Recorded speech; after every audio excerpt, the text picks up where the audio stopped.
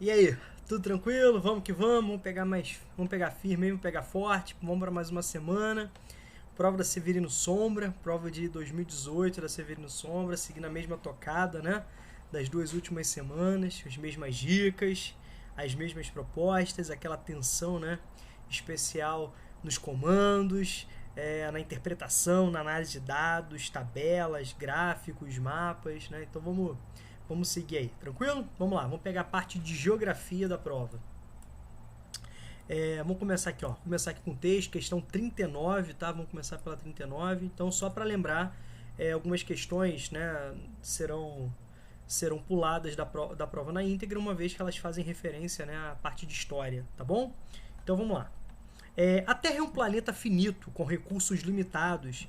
Indiferente e ignorante disso, nos últimos 90 anos, a população mundial cresceu de 2 para 7,5 bilhões de habitantes. Tá? Em outubro de 2011, o Fundo Populacional das Nações Unidas projetou a população que chegará a 8 bilhões em 2025, ou seja, a população continua crescendo. Né? A taxa de crescimento vem desacelerando, mas os números são assustadores e continuarão a aumentar, mesmo se mais lentamente do que no passado. Bacana? Então vamos tirar desse texto.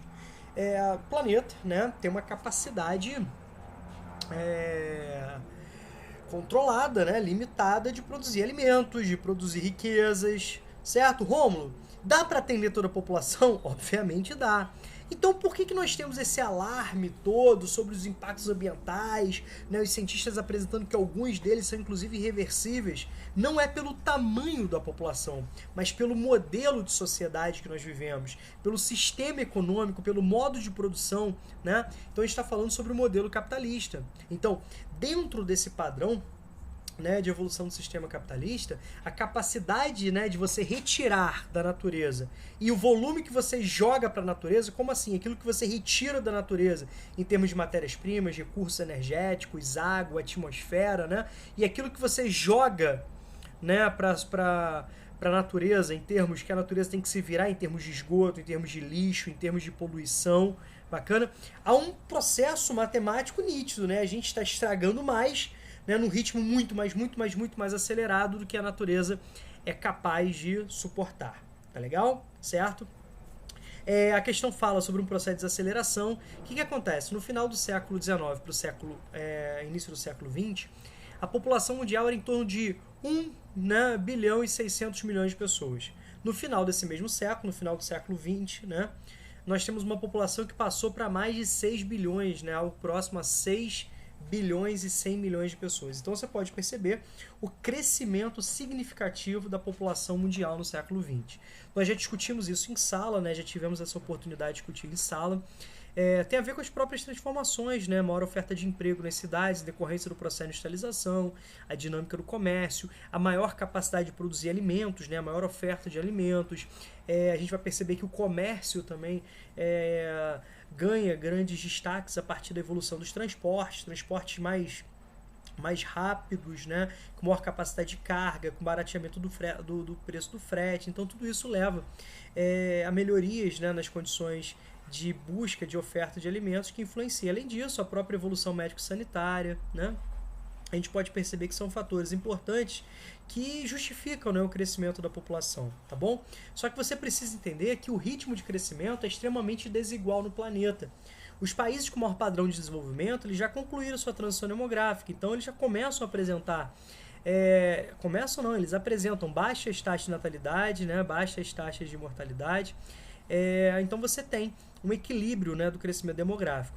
Alguns países chegam ao ponto de apresentar um crescimento vegetativo negativo. Então você pode perceber que o índice de mortalidade é muito alto porque você tem uma parcela da população muito idosa, né, e você não tem uma reposição dentro, né, da taxa de fecundidade, dentro da taxa de fertilidade, que implica numa natalidade muito baixa. Tá legal? Beleza? Então já discutimos um pouquinho aqui do texto. Vamos lá, vamos para a questão. As preocupações, ou seja, de faltar condições de vida, né, da gente estar estragando o planeta, né, dos recursos serem limitados, e a avaliação, que é uma avaliação catastrófica, né, acerca do processo analisado no artigo, revela uma perspectiva fundamentada na teoria demográfica denominada de... Então, galera, o que acontece? Existem algumas teorias demográficas, né, que foram criadas, foram desenvolvidas ao longo do tempo, mas 4 merecem destaque para os concursos públicos. A teoria malthusiana, a teoria neo-malthusiana, a teoria eco-neo-malthusiana e a teoria reformista ou marxista, tá bom? São instrumentos extremamente importantes, certo? Há quem fale também, né, chame que a transição demográfica também é uma teoria. Não está errado, eu gosto de trabalhar a transição demográfica como uma técnica matemática, né?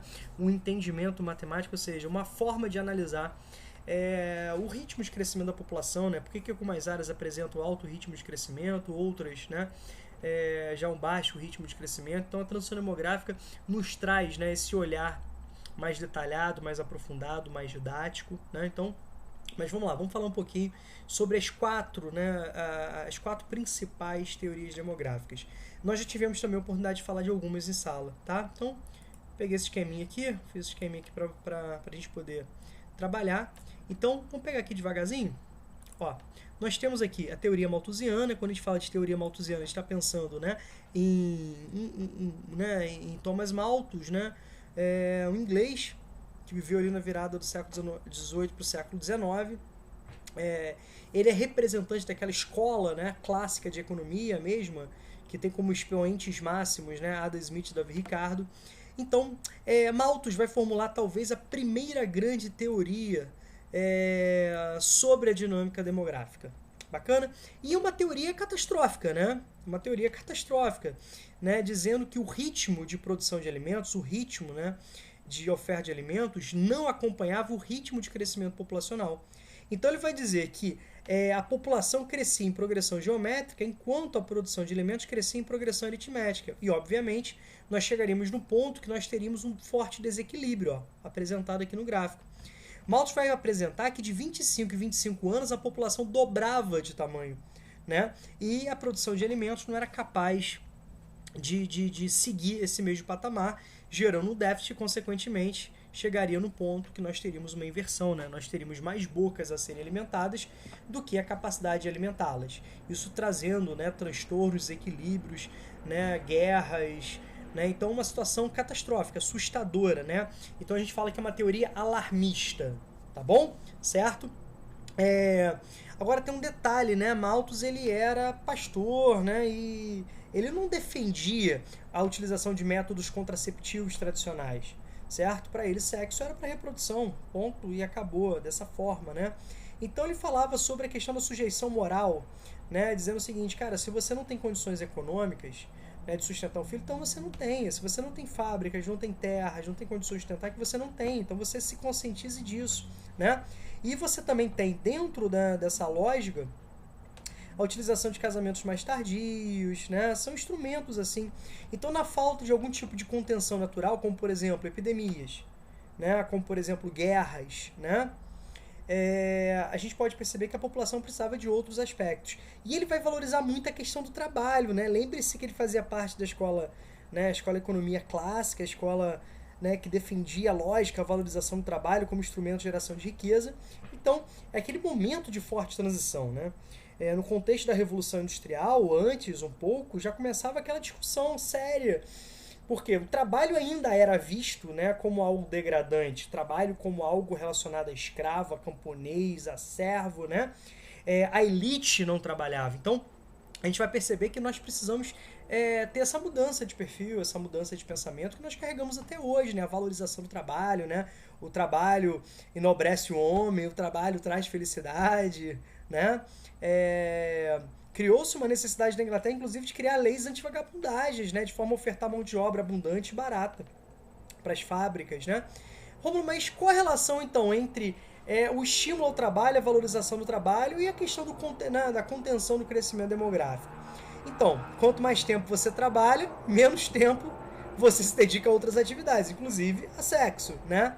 Por outro lado, quanto mais tempo você trabalha, maior o desgaste físico e menor o libido. Também eram formas, né, de contenção, o próprio celibato e tal. Bacana? Aí a pergunta assim, Malthus estava certo ou estava errado? Matematicamente, ele analisou dados, né? Ele pegou dados, né, de economia fornecidos pelos próprios padrões, pelas próprias necessidades de controlar a produção, né, através da cobrança de tributos e tal. E na parte de relação entre natalidade e mortalidade, ele foi, né, ver os cemitérios, ver as certidões de nascimento, de batismo, né, os atestados de óbito. Bacana os livros, os registros da época, até mesmo para cobrar, né? Para enterrar, para cobrar, para batizar, né? Então, ele analisando esses dados, ele falou, caraca, vai dar muita merda, vai dar muito problema, certo? O problema é que essa teoria não veio não veio a se consolidar, ela não veio a acontecer, né? Ela não se concretizou. Primeiro, o ritmo de crescimento demográfico é diferente entre as regiões. Está diretamente relacionado ao padrão de desenvolvimento econômico, né? Segundo, ao grau de urbanização e por aí vai. Segundo, né, a própria lógica da urbanização encarece. No primeiro momento era interessante você ter muitos braços para trabalhar, né, nas fábricas, né, aquele exército de reserva para garantir mão de obra muito barata. Mas vai chegar num ponto que as máquinas vão se modernizar, a tecnologia vai avançar, o desemprego vai se tornar crescente. Então o custo de vida é muito caro na cidade, né, nos espaços urbanos. Certinho? Segundo, né, a própria desenvolvimento industrial exige uma modernização do campo também. Né? Em que sentido? O campo agora tem dupla obrigação principal, né, de produzir cada vez mais matérias-primas abundantes, baratas e diversificadas, né? E também de atender a quantidade de bocas na cidade. Lembre que a população na cidade, a população dos espaços urbanos, ela não vai se dedicar à produção de alimentos, ela vai se dedicar ao trabalho, né? Nas fábricas, nas indústrias, no comércio. E o campo passa a ter essa obrigação de fornecer alimentos, né? Então, nessa dinâmica comercial.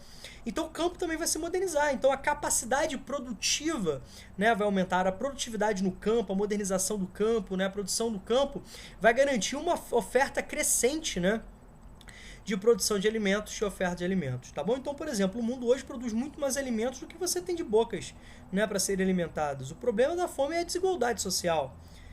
Bacana? Então é um problema socioeconômico, não é um problema de capacidade produtiva, né? A tecnologia avança e avança com força, tá legal? O problema é o objetivo dessa produção.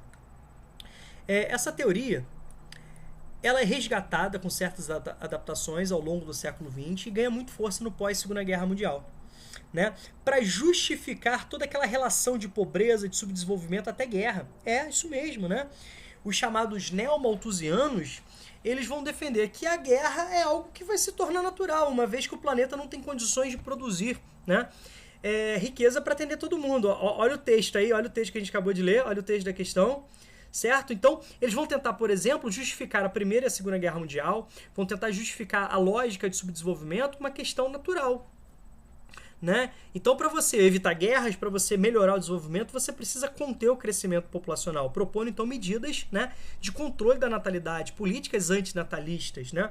A difusão de métodos contraceptivos, o planejamento familiar, cirurgias, operações, né? Métodos contraceptivos extremamente variados e muito voltados para a questão da mulher, inclusive de uma forma impositiva, né? O que acontece? Esses neomalthusianos, eles não vão ter nenhum tipo de embasamento teórico, não é um tipo de sustentação, certo? Eles vão defender que o crescimento populacional leva à pobreza, o crescimento populacional leva à guerra, o crescimento populacional, né, leva ao subdesenvolvimento. Então, para você controlar o subdesenvolvimento, evitar guerra, melhorar as condições de vida da população, é preciso fazer o quê? Conter. E ele vai se basear no seguinte: olha, os países mais pobres são aqueles países que mais apresentam taxa de crescimento populacional, de certa forma, né? O problema é que a gente sabe que a população pobre tem menor acesso a métodos contraceptivos, né, a própria educação, né, a oferta educacional, tem menor atenção e aporte do Estado e, consequentemente, a gente pode perceber isso, né? Já a mulher é muito mais submissa, muito mais dominada, muito mais controlada pelo homem, né, em termos gerais, porque a mulher tem maior dependência econômica em relação ao homem por vários aspectos. Lógico que isso varia de sociedade para sociedade. Mas a gente pode perceber que é uma teoria que não se sustenta, tá legal? Então ela vai dizer que o crescimento populacional leva à pobreza, leva à miséria. Então eu preciso, né, conter o crescimento populacional através de políticas antilatalistas, né, de controle da natalidade. Bacana? Para se contrapor essas teorias, né, a gente pode perceber que agora nós temos uma teoria com embasamento científico. Essa teoria ela tem base em pensadores marxistas, né? Por isso que ela é chamada de reformista ou marxista.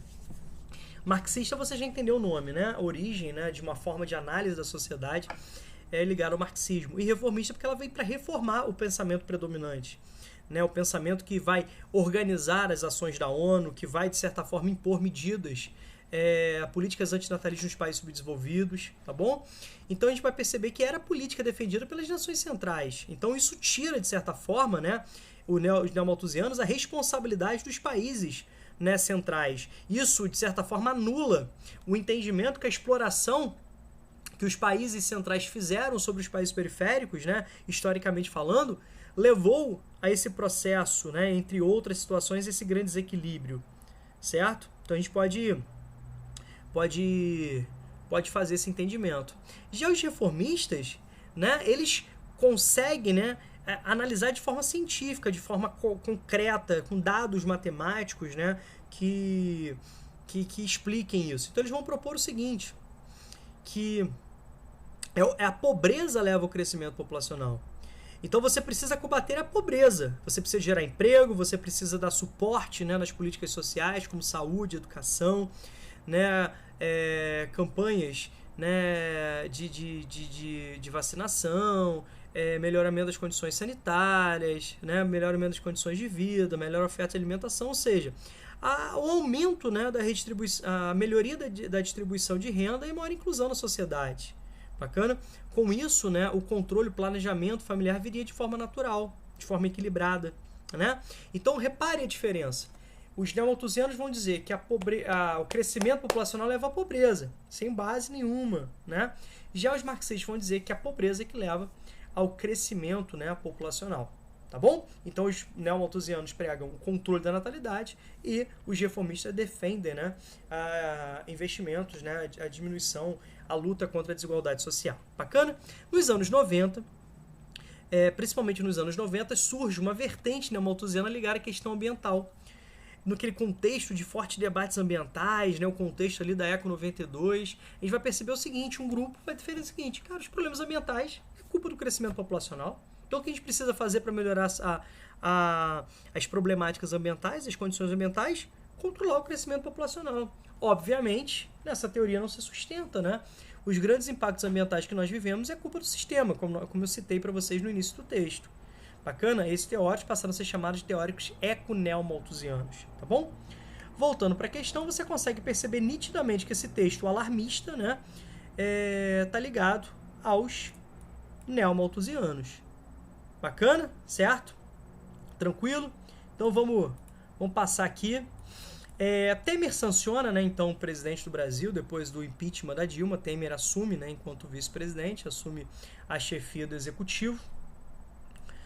O presidente Michel Temer, então a gente está falando aqui, ó, do ano de 2017, sancionou o projeto de reforma trabalhista aprovado pelo Congresso Nacional. A nova legislação altera as regras da CLT, da consolidação das leis trabalhistas, né, que remontam à era Vargas, remontam ao Estado Novo varguista. Com essa reforma trabalhista, a negociação entre as companhias e os trabalhadores prevalecerá sobre a lei, em pontos como parcelamento das férias, flexibilização da jornada de trabalho, participação nos ganhos e resultados, intervalo de almoço, planos de cargos e salários e banco de horas. Tá legal? Então, qual que é a lógica, né? Nós temos aí um processo de retirada de direitos. Então, se a CLT não termina por si só, ela tá ali, mas não há obrigação de ser cumprida. Em que sentido? O que vale hoje não é a lei, o que vale hoje é aquilo que patrão e empregados, né, discutem. Então, se a lei fala algo e o patrão e o trabalhador acordam outra, prevalece o acordado sobre o legislado. Você pode perceber, né, o quanto isso é nocivo para a classe trabalhadora, o quanto isso, né, é impositivo para a classe trabalhadora, o quanto isso vai aumentar a mais-valia, a riqueza do patrão e ao mesmo tempo a desigualdade. Então eu quero que você relacione isso à lógica, né, neoliberal, ou seja, o avanço, né, forte do neoliberalismo explícito, escrachado no Brasil, que é justamente a flexibilização, a retirada de direitos sociais, trabalhistas, né, e a sua flexibilização. Tá bom? Certo? Vamos lá. Quadrinhos dos anos 10. Tenho vontade de ir embora desse país. as nossas carteiras de trabalho já foram. Ou seja, você tem uma relação direta entre os textos. As carteiras de trabalho já foram, então você não tem nem mais obrigatoriedade, né, de ser formalizado pelo seu patrão. Então você tem trabalho, né, flexibilizado, onde a legislação trabalhista não é mais, né, um dos norteadores desse conflito capital-trabalho, desse conflito entre patrões e empregados. Tá legal aí? Tá show? Vamos lá então. A partir dos textos, um argumento dos defensores da aprovação da reforma trabalhista, então você tem argumentos que, de certa forma, defendem, né, a reforma trabalhista, e uma crítica, né, dos seus opositores estão apontadas em... Então, a gente pode pegar, inclusive, o atual ministro, né, o Paulo Guedes, que fala que você precisa acabar cada vez mais com os encargos trabalhistas. E isso, de certa forma, vai estimular a ter emprego, segundo a visão dele. O que acontece? O problema é que isso não tem validade em nenhuma parte do mundo. Nunca aconteceu isso. Pelo contrário, né, defenderam que a reforma trabalhista, está falando do ano 17, tá? Defenderam que a reforma trabalhista, retirar direitos, iria gerar emprego. Então, você perde direitos para manter o emprego, certo? Essa é a lógica. E só que o desemprego só cresceu. O Brasil hoje tem praticamente 13 milhões de desempregados, mais de 30 milhões de subempregados. Então, você totaliza mais de 40 milhões de pessoas, né, com precarização do trabalho, com condições de vida, passando fome e necessidade. Tá legal? Então você tem aquela questãozinha que você vai comparar um ponto ao outro, só que você tem que prestar atenção que ele está pedindo, respectivamente, na sequência. Corta aqui, corta aqui, corta aqui, corta aqui, divide a questão, analisa a primeira coluna, depois analisa a segunda, tá? Então nós temos aqui, a ampliação da oferta de empregos. Então você pode identificar que essa defesa aqui, ampliação da oferta de empregos, está diretamente relacionada aos argumentos, né, dos defensores dessa política. Eu citei o exemplo do Paulo Guedes, atual, né, para você fazer essa relação, você conseguir entender, tá bom? E a precarização das relações laborais é justamente uma crítica, né, dos seus opositores. Então nós já temos aqui o nosso querido gabarito. Show? Tranquilo? Qualquer dúvida, vai anotando aí, para no segundo momento você poder perguntar aí através dos e-mails, através do e-mail do colégio, através dos canais oficiais, tá bom? Vamos aqui para mais uma questão. Vamos para mais uma questão, só ampliar aqui para facilitar a visualização. Então vamos lá, começa com texto, né? Vou pegar minha canetinha para marcar aqui, tá lá, Berlim. Questão, né, número 42. Berlim.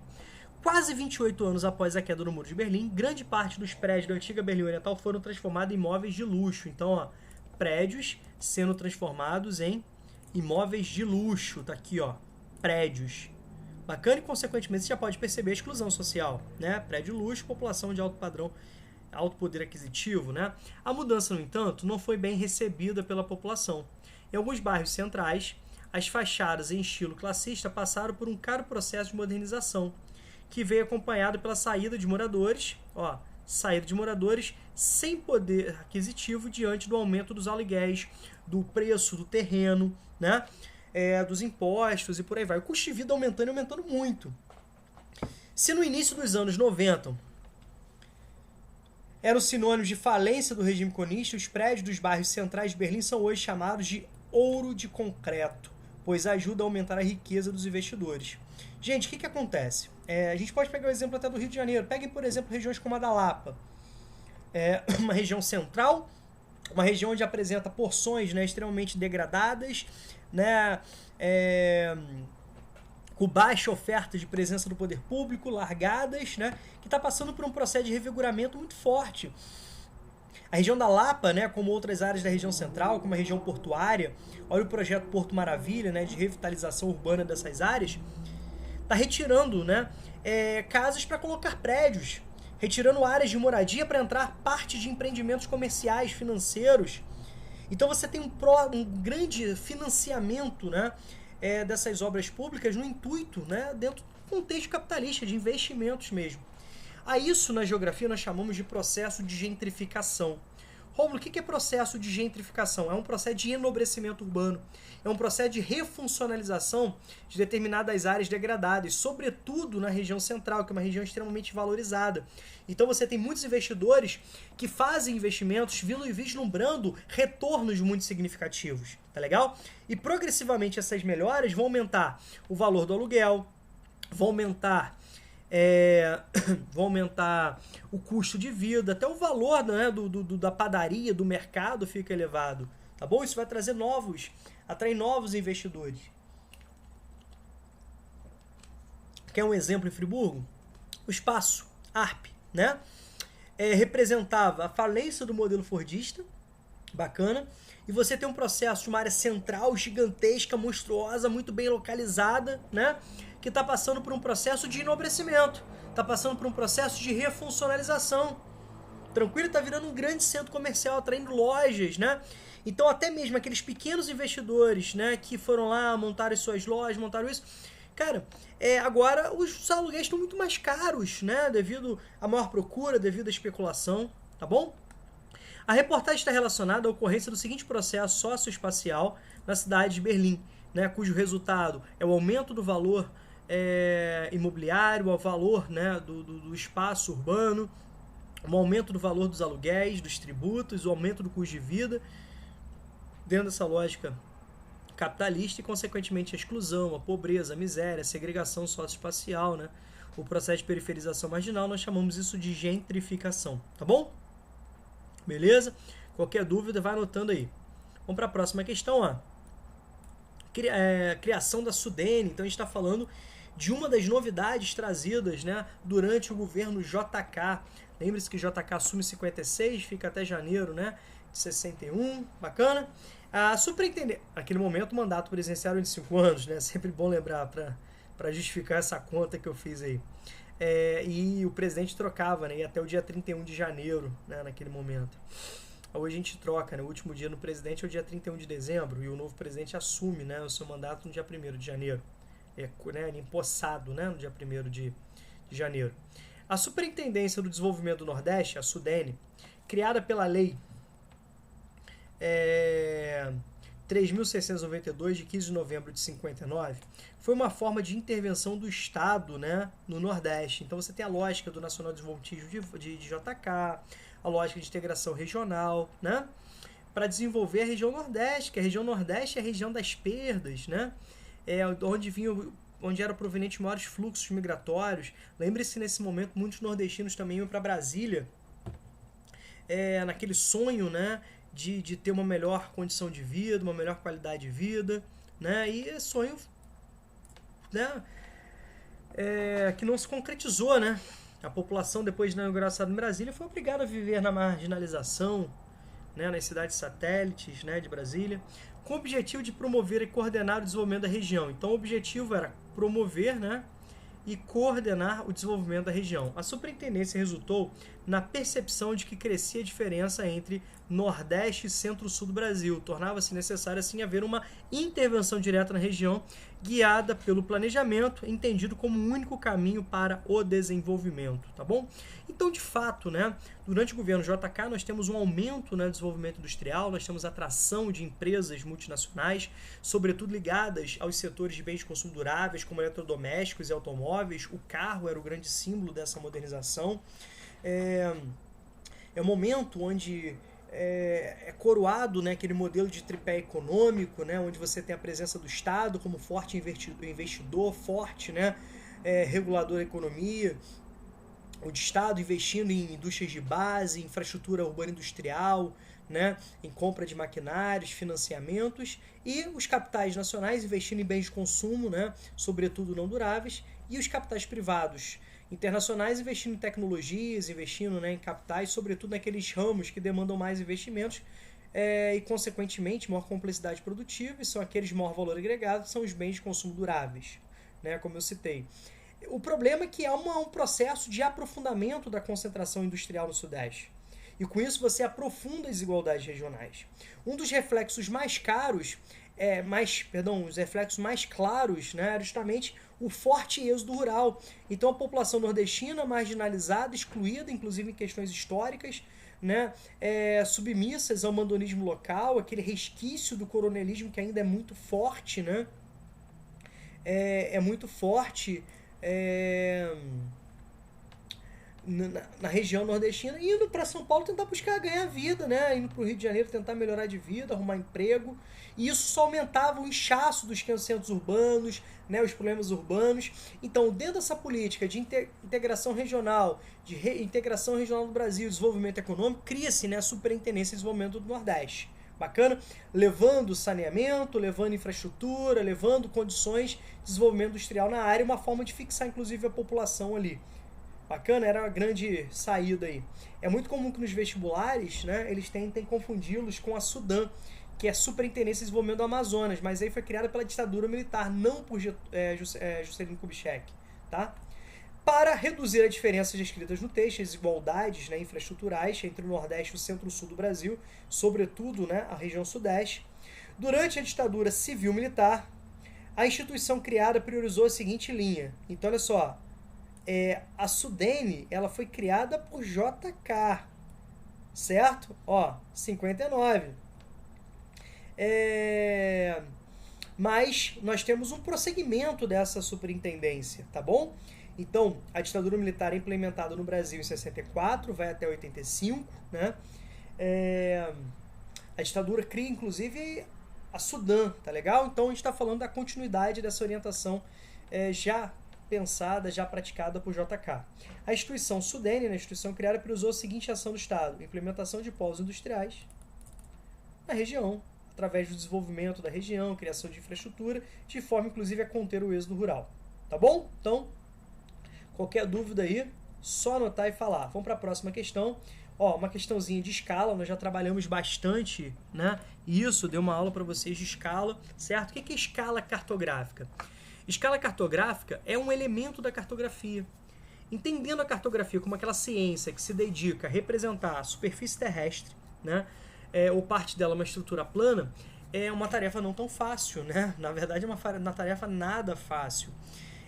Então, a cartografia, ela conta com alguns elementos cartográficos, ou seja, são os auxiliadores da ciência cartográfica. A gente está falando do título, a gente está falando da legenda, a gente está falando da orientação através da rosa dos ventos, a gente está falando das projeções cartográficas, a gente está falando da fonte, né? E a gente também está falando da escala, né? A escala cartográfica, ela auxilia a cartografia, né, a partir do momento que ela é a indicação, né, ela indica a relação matemática entre a realidade, né, entre o espaço, né, representado e a sua representação, ou seja, entre o mapa. Quanto da superfície teve que ser reduzida para caber naquela representação. Tudo bem? Então nós já temos aqui. Em mapa semelhante ao apresentado, como esse aqui, né, que está ligando Vassouras até Campos, né, dos Goitacazes, em mapa semelhante ao apresentado, a diferença entre Vassouras e Campos dos Goitacazes é aproximadamente 10 centímetros, né, no mapa. Então, do ponto de Vassouras até o Campo dos Goitacazes, identificado por essa linha vermelha, né, nós temos 10 centímetros. A viagem de ida e volta, ó, viagem de ida e de volta de avião entre essas duas cidades, ou seja, em linha reta ou próximo a isso, tá? Seguindo essa mesma linha, equivale a 500 quilômetros. Tá legal? A escala utilizada pela elaboração desse mapa é... Lembra do macetezinho que eu dei para vocês? Né? Desse macetezinho aqui, ó, macetezinho do dedo, né? Então nós temos aqui, ó, vamos fazer um círculo. Nesse círculo, a gente vai criar como fosse um T, tá, ó, um Tzão aqui, bacana, certo? E aqui você vai escrever dedo, e a gente sempre começa com letra maiúscula, tá bom? Então repare como que dá para escrever dedo aqui, ó. Dzão, D maiúsculo, Dzinho, tá? Ezinho, né? E Dzinho. E você percebe que gera o quê? Dedo, ó. Dedo, tá bom? Ó, dedo. Certinho? Beleza. Rômulo, o que significa desão? Desão é a distância real. É a distância da realidade. O que significa desenho? Desenho, ó, é a distância no mapa. Ó, é a distância no mapa. E desão é a realidade. Tá claro? E é justamente a relação entre eles. Então vamos lá. Se uma questão pedir escala, o que você vai fazer? Você vai tapar o E. E o que você vai ter que fazer? Para você descobrir a escala, você vai ter que dividir desão por desenho, ou seja, a distância real pela distância, né, do mapa. Então, a representação está aqui, ó, que eu botei para vocês. Para você descobrir a escala, você vai dividir, né, a distância real pela distância no mapa. Se você quiser, por exemplo, o desão, o que você vai fazer? Vai tirar o desão, né, vai eliminá-lo, e você vai ter a escala multiplicada pela distância, né, do mapa, você vai ser a distância real. Então, se eu multiplicar a escala pela distância no mapa, você tem a distância real. Então, nós temos aqui, ó, a fórmula aqui da distância real. Bacana? E se você quiser a distância do mapa, o que vai acontecer? Você isola aqui e você vai dividir desão pela escala, né? Então, você vai dividir a distância real pela escala para você encontrar a distância no mapa. Tranquilo? Aqui no caso, a questão está pedindo para você encontrar o quê? A escala. Então, você vai utilizar essa fórmula aqui. Tá legal? Então, escala vai ser igual, tá? Adesão sobre desenho. Beleza? Quem é desão? Desão, 500 km. Só tem um detalhezinho que eu vou falar agora para você, tá? 500 km. Desculpa aí, tô devagarzinho, porque escrever com o mouse não é tão fácil. O problema quando fala 500 km é ida e volta. Consequentemente, você vai ter que dividir essa brincadeira aqui por 2, certo? Por que você vai ter que dividir essa brincadeira por 2? Porque é ida e volta. Olha só, é ida e volta. Então, a metade disso é só um trajeto simples, né? Então, 500, nós temos aqui 250 quilômetros. Tá legal? E qual que é a distância no mapa? 10 centímetros. Beleza? 10 centímetros. O problema é que aqui está em centímetro e aqui está em quilômetro. Tá legal? Aqui está em centímetro e aqui está em quilômetro. A escala numérica ela é sempre apresentada em centímetros. Então, vamos transformar 250 quilômetros em centímetros. Olha aqui, ó. Para eu transformar de quilômetro para centímetro, o que eu tenho que fazer? 1, 2, 3, 4, 5 casas, né? Então, vamos acrescentar aqui, ó. 3, 4, 5. Tá legal? Beleza? E a gente vai dividir por 10, né? Tá aqui, ó. A gente vai dividir por 10. Cortando aqui e cortando aqui, o que nós temos, né? A escala do mapa, então, vai ser 1 centímetro, bacana, vai ser equivalente, então, 1 centímetro do mapa vai ser equivalente, vamos puxar para cá, opa, 1 centímetro do mapa vai ser equivalente, né, a, vamos botar aqui, ó,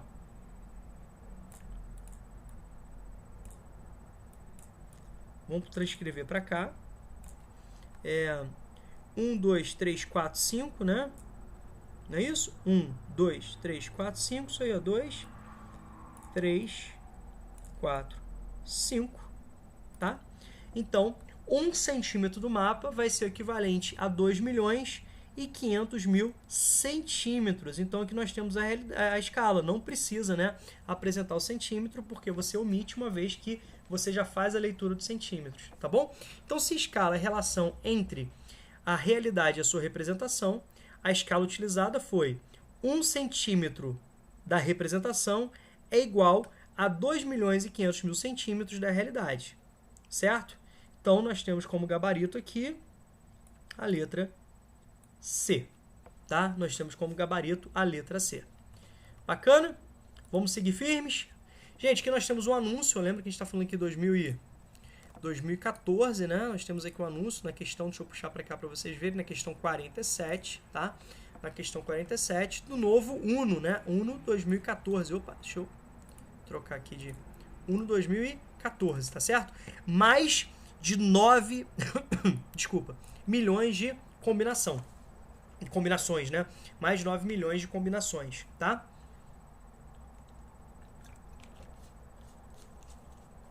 Gente, o que acontece? Isso é uma representação do modelo toyotista, né? Da lógica toyotista. Vamos fazer esse comparativo?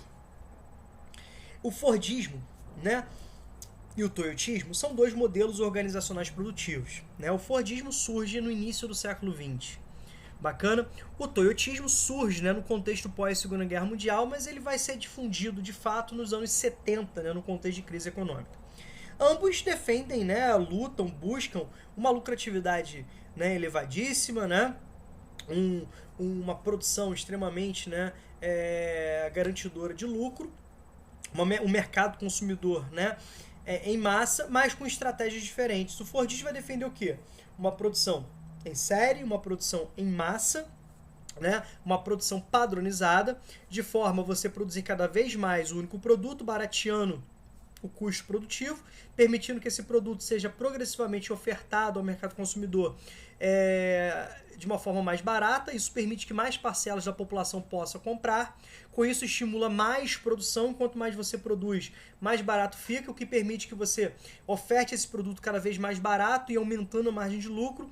O produto mais barato estimula que mais parcelas da sociedade possam comprar, possam ter acesso àquele produto, possam ter condições de comprar, né? Logicamente estimulado por uma grande propaganda, e aquilo vai virando um círculo vicioso. Bacana? Chega num ponto que esse modelo vai saturar, né? Nós temos uma crise do modelo fordista nos anos 60, né? No finalzinho dos anos 70, no final dos anos 60, início dos anos 70, tá? E o modelo toyotista, então, é difundido no mundo. O que ele vai pregar? Uma rápida renovação dos produtos. Então nós temos aqui a chamada obsolescência programada. Então rapidamente você tem renovação do design, né, do formato, né, da estrutura, da tecnologia, e ao mesmo tempo esses produtos vão ter um prazo de validade, né, pré-estabelecido. Daí o nome é obsolescência programada. Além disso, né, o toyotismo ele vai se adequar à produção de pequenos lotes, né, para atender a demanda, a produção, né, por demanda, a produção just in time, a produção que vai atender as particularidades dos clientes, tá bom? Então você vai ter uma rápida renovação, certo? Então a gente está falando de uma produção flexível, de uma produção toyotista. As campanhas publicitárias dizem muito a respeito de um bem, retratando também o contexto econômico nas quais elas são inseridas. No caso da publicidade acima, identifico as seguintes características do atual modelo do capitalismo. Então a gente está falando aqui do toyotismo, ou modelo sistêmico flexível, né? Também pode ser chamado de neofordismo ou de pós-fordismo. Em algumas provas podem ser utilizados esses sinônimos. Eu não gosto muito, né? Porque a ideia é pós-fordismo, parece que o fordismo acabou, né? E o toyotismo veio, né? Assim, substituir. Cara, as práticas fordistas ainda continuam. Inclusive a gente tem muitas fábricas utilizando modelos mistos, né? Mesclando características fordistas com toyotistas, né? Embora você tenha o toyotismo como modelo hegemônico, mas a prática, a lógica fordista ainda é utilizada, né? Né, neofordismo, parece que o fordismo se modernizou, se adequou. Então, embora eu não goste muito dessas expressões, mas elas são utilizadas. Bacana? A gente não tem condições de entrar muito no mérito, né? Muito em detalhes, mas é isso. Então você tem aqui, ó, questões que você vai cortar, né? Vai cortar. Beleza? E características desse modelo. Distinção social. O que vocês acham? O que você acha aí, distinção social? Você consegue distinguir posição social pelo carro? Então, o que acontece? Você tem, vamos pegar o Fiat Uno, você tinha modelos muito mais caros por terem muito mais componentes, muito mais opcionais, né? Motorização mais forte às vezes, né? um câmbio diferente, rodas diferentes, né, airbags opcionais de uma forma geral, freios diferentes e tal. E você tem aquelas opções mais básicas. Mas todos têm um carro, né? Um Fiat Uno, um novo Fiat Uno. Tá percebendo isso? Na sequência nós temos aqui, ó, flexibilização produtiva. Perfeito, né? Então você não tem a lógica padronizada. Olha só, nós temos mais de 9.000 combinações. Então você relaciona isso à flexibilização produtiva. Certo? E com isso você consegue fazer a segmentação do consumo, que eu acabei de explicar para você, né? Você consegue atingir mais. É como se fossem vários carros no só. Então você tem um modelo de várias faixas de preço através de várias formas diferentes. Então nós temos aqui o nosso gabarito, ó. Gabarito B. Tá legal? Depois você dá uma analisada aí em outras, qualquer coisa você grita aí, anota as dúvidas, tá? É a mudança estimada no tamanho da população global por religião, tá bom? Então nós temos aqui, ó, entre 2010 e 2050 nós temos essa tendência, né?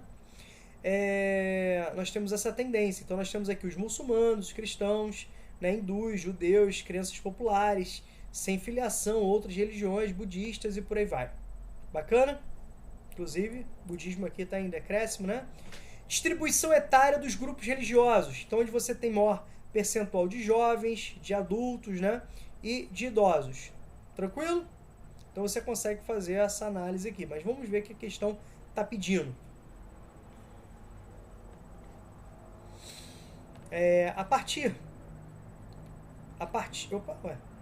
partir da análise dos gráficos, a evolução até 2050 do número de fiéis da religião com maior previsão de expansão. Maior previsão de expansão está falando do do islamismo. Tá legal? Beleza? Em relação às demais, tem como principal explicação expressiva a taxa de idosos? Não, né?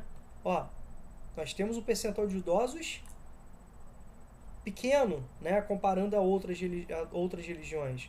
Então significa que grande parte dos muçulmanos estão em regiões pobres, de uma forma geral, né, onde você tem uma alta taxa de natalidade. Você pode perceber, ó, você tem um percentual significativo de população jovem, tá bom? Bacana. Você tem alguns países já em processo de transição demográfica, né, tendo a maioria da população entre, né, já se encontra em algumas etapas da transição demográfica, como o Brasil, né, na terceira, que já encontra um grande percentual da população adulta, né, e um pequeno percentual de população idosa significa uma baixa expectativa de vida. Tá legal? Então você tem aqui, ó, acelerado conversão de fiéis, não é a lógica você tem um crescimento no número, né, de filhos de fiéis, por exemplo, não de conversão, né, você tem um crescimento muito forte de crianças que já nascem em famílias, né,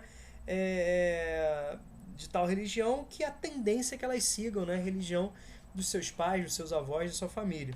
É intenso engajamento político? Não, né? Elevado crescimento vegetativo. Você pode explicar por isso aqui, ó. Olha aqui, ó.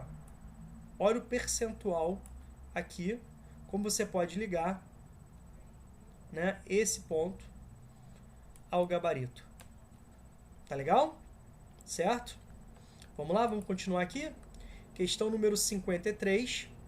Para muitos, nada impulsionou tanto a expansão dos subúrbios quanto uma lei assinada pelo presidente Eisenhower, né, então presidente dos Estados Unidos, em 1956, lançando a grande construção do sistema de estradas interestaduais, com cerca de 65 mil quilômetros, né? Foi pensado naqueles tempos de Guerra Fria que as estradas facilitariam a evacuação de áreas centrais para as cidades em caso de algum tipo de ataque nuclear. Lembre-se, Guerra Fria, contexto de bipolaridade, corrida espacial, né? Corrida armamentista, o equilíbrio do terror e o grande medo de uma guerra nuclear catastrófica entre as duas potências do período, Estados Unidos e União Soviética. Legal? De fato, houve uma explosão, mas não foi nuclear, foi da expansão urbana. Bacana? Na legenda a seguir, distingue-se dois diferentes processos de expansão horizontal no solo para cada período. Um mais intenso, significando a substituição de grande parte da superfície original pelo solo urbano, então você tira a vegetação natural, né, por estrutura urbana, com concreto, asfalto, né? Isso vai criar várias implicações, entre elas ilhas de calor, né, mudanças no padrão estrutural, poluição visual, poluição sonora, e uma infinidade de situações, né? Então tá lá. Após 1993, a área metropolitana que experimentou uma forma mais acentuada desse fenômeno de expansão descrito no texto Então você vai ter que ler, né, a legenda. Ó, o cinza representa, ó, e o azulzinho, o ano de 93. O vermelhinho e o amarelinho, o ano de após, né, 93, certo? Após 93. Então você vai perceber o seguinte, que tem que começar pelo cinza, certinho? Depois, né, você vai perceber que você tem o azulzinho, depois de novo o vermelhinho e depois o amarelinho. Então você tem uma lógica de centro-periferia, certo? Você tem que ter essa lógica, beleza? Você tem que ter essa lógica de centro-periferia. Bacana o crescimento nessa lógica de centro-periferia. Então, por exemplo, reparem, quando você fala de moderado, por exemplo, né? Olha só como que você pode pegar lá o moderado no azulzinho e no amarelinho. Tá certo? Então eles têm que estar mais periféricos, né? Certo? Já o cinza e o vermelho precisam estar mais centrais. Bacana? E o vermelho vindo após, né, o cinza.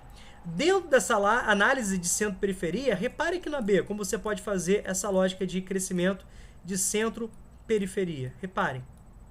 Tá legal? Então isso chega ao nosso gabarito, né? O gabarito B, ó. Reparem aí. As outras, elas apresentam uma confusão de cores, elas apresentam uma disposição das cores que não representa a lógica de crescimento centro-periferia. Entendendo periferia como uma área afastada da região central. A gente tem